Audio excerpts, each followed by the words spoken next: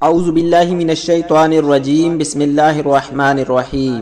ناظرین کرام السلام علیکم۔ پیارے دوستو، ایک مرتبہ آقا دو جہاں سرور کونو مقام نبی آخر الزمان حضرت محمد صلی اللہ علیہ وآلہ وسلم کی پیاری ذات پہ درود پاک کا تحفہ بھیج دیں۔ پیارے دوستو، آج میں آپ کو سورۃ الفاتحہ کا ایسا مجرب اور آزمودہ عمل بتانے جا رہا ہوں جس کے کرنے سے انشاءاللہ آپ کے قرض کی تمام ٹینشنیں ختم ہو جائیں گی اور آپ کی روزی میں بہت زیادہ برکت ہوگی۔ پیارے دوستو، وظیفہ بتانے سے پہلے اگر ابھی تک آپ نے ہمارے چینل کو سبسکرائب نہیں کیا تو اس طرح کی ویڈیوز کے لیے ہمارے چینل کو ضرور سبسکرائب کر دیں۔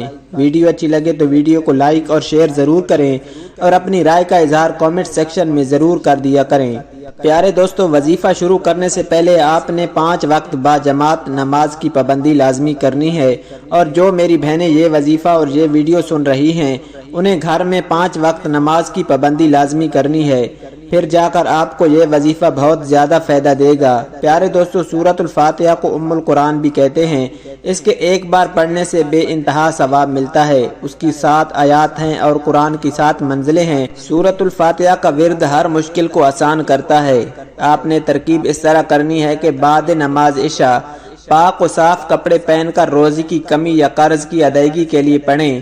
اول و آخر درود ابراہیمی 11 مرتبہ اور مدرجہ ذیل آیات 7 پڑھیں۔ حسبنا اللہ و نعم الوکیل نعم المولا و نعم النصیر 450 بار ورد کریں، پھر 21 مرتبہ سورہ فاتحہ پڑھیں۔ اس طرح 41 دن تک ورد کریں اور دوران عمل جگہ کو تبدیل نہ کریں۔ انشاءاللہ عز و جل 41 دن کے عمل سے آپ کی تمام مشکلات آسان ہو جائیں گی، آپ کے کاروبار میں برکت ہو جائے گی اور اللہ سبحانہ و تعالی آپ کے رزق میں برکت فرما دیں گے۔